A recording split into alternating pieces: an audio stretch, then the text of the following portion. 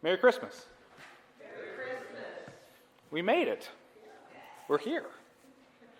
All this preparation of the last few weeks, not just our liturgical Advent preparation, but getting gifts, getting the cookies made, getting the schedules figured out. That's been my struggle this last month, is getting that figured out.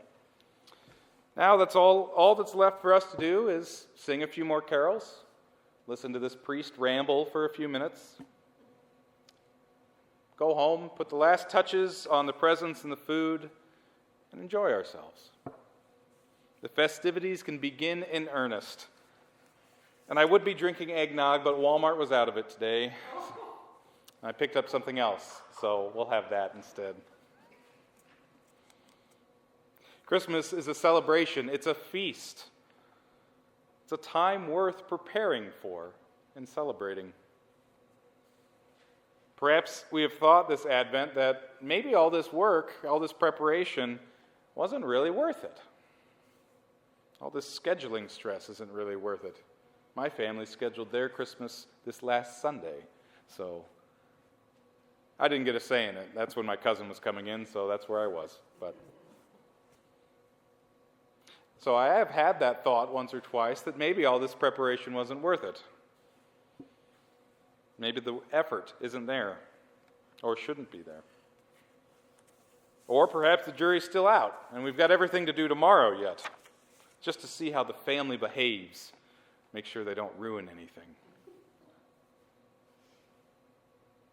Whether or not our preparations this Christmas are worth it, I will leave for you to decide. But that first Christmas, God had decided that it was worth it. In His eyes, the long preparation for Jesus, for Him to come among us, was absolutely worth it. God's preparation began at the very beginning. In the Garden of Eden, we hear the first prophecy of Jesus.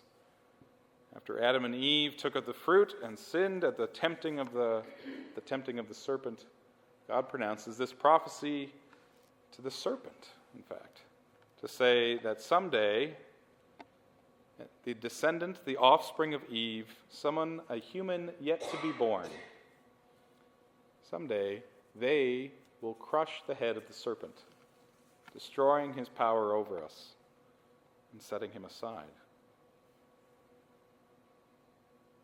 In this mysterious prophecy, the church looks back and sees then the coming of Christ already foretold.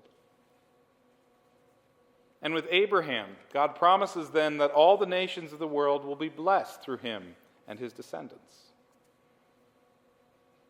And then also to Moses and the Israelites, God choosing a people to be his priesthood, to proclaim his name and be weird and different in a way that the other peoples were not. And even in that preparation, Moses prophesies and says, "Another will come who will speak like I did to you, not like God spoke to you out of the mountain and fire and thunder and scared you all so much, but one like me, from amongst your brothers." And of course, that prophecy of Isaiah that God will be among us, born of a virgin, a young maiden, that child, Emmanuel, of whose government there will be no end. God has been preparing for the coming of Jesus from the beginning of human history. He stayed with the Israelites through exile and back, and his preparation finally came to fulfillment with a teenage girl who said yes when God came to her to say, "You have been chosen." And then after 9 more months, the time was complete. It was fulfilled. The prophecies came true, and God was born among us as one of us, Emmanuel. God deemed that these centuries of preparation, millennia, however long you want to date history, it was worth it.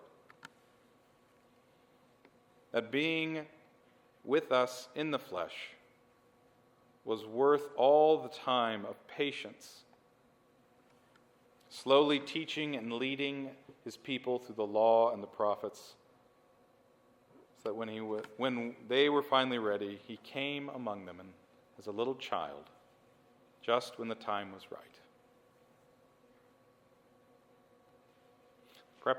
Preparation of ages, hidden before all time, was made known when Jesus was born of Mary in Bethlehem. And so, as I said, I have had my moments of preparation frustration this Advent, though it has definitely been worth it. I was a few minutes late because a little girl needed another hug. If you are still doubting whether or not all that preparation was worth it, just remember, if one day isn't enough celebration, the church recognizes 12 days. So all that preparation is for almost 2 weeks. Tonight's just that first celebration.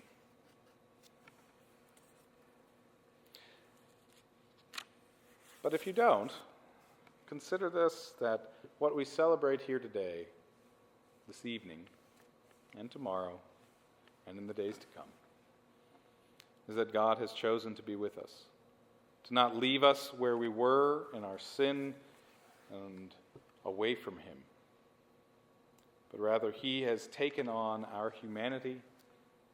He has claimed it as good, as something worth celebrating and loving.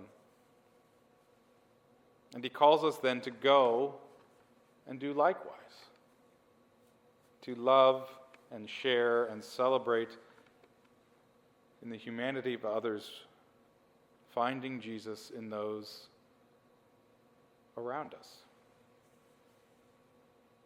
And so we celebrate today and in the days to come, the 12 days to come, through all the season of Christmas, the love God has shown to us. And we pray that he give us the strength not to neglect, then, to love and care for those around us, those God also loves and cares for. Because in doing so, we will once again find that Jesus is with us, Emmanuel, even in the least of these. Merry Christmas.